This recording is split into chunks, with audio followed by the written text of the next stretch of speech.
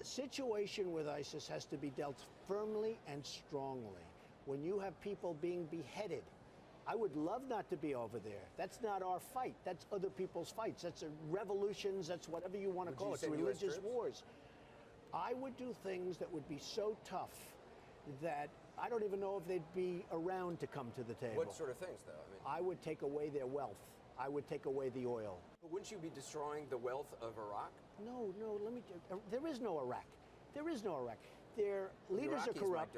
Excuse me, there are no Iraqis. They're broken up into so many different factions in Iraq. You don't think bombing Iraqi oil fields, which are now in the control of ISIS, but bombing Iraqi oil fields is going to anger huge numbers of people? I would bomb the hell out of those oil fields. I wouldn't send many troops because you won't need them by the time I got finished. I'd bomb the hell out of the oil fields. I'd then get Exxon. I'd then get these great oil companies to go in. They would rebuild them so fast your head will spin. You ever see how they put? Excuse me. You ever see how fast they put up rigs? These guys are unbelievable.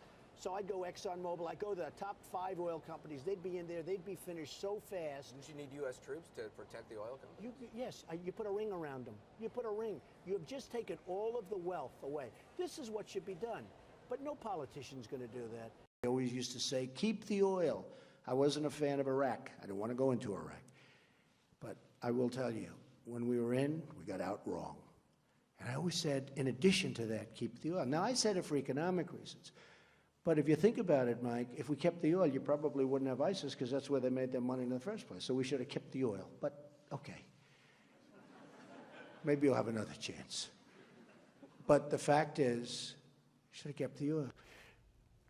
Our country has a lot of problems. Believe me, I know what the problems are, even better than you do. They're deep problems. They're serious problems. We don't need more. Let me ask you about some of the countries that won't be on the list. Afghanistan, Pakistan, Saudi Arabia. You're going to see. You're going to see. We're going to have extreme vetting in all cases. And I mean extreme.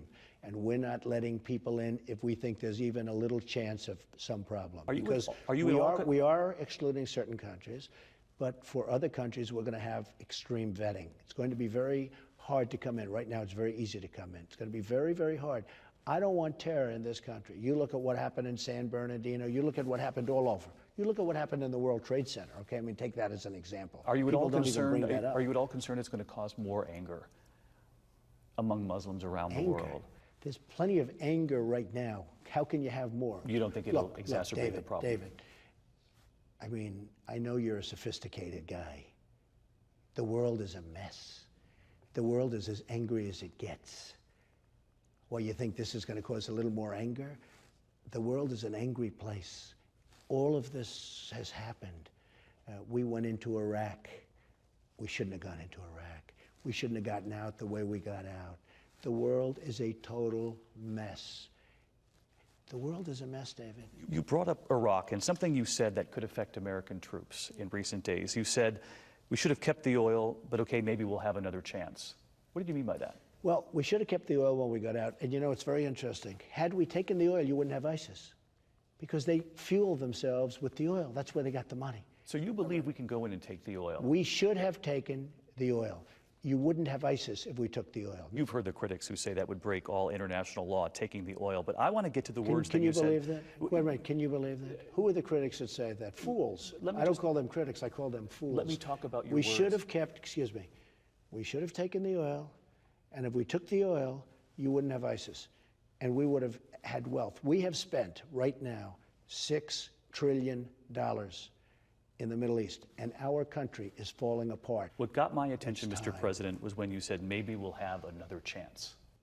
Well, don't let it get your attention too much, because we'll see what happens. I mean, we're going to see what happens. You know, I told you, and I told everybody else that wants to talk, when it comes to the military, I don't want to discuss things. I want to let the action take place before the talk takes place. I watched in Mosul when, a number of months ago, generals and politicians would get up and say, we're going into Mosul in 4 months. Then they'd say, we're going in 3 months, 2 months, 1 month. We're going in next week. Okay. And I kept saying to myself, gee, why do they have to keep talking about going in? All right. So now they go in, and it is tough because they've given the enemy all this time to prepare. I don't want to do a lot of talking on the military. I want to talk after it's finished, not before it starts.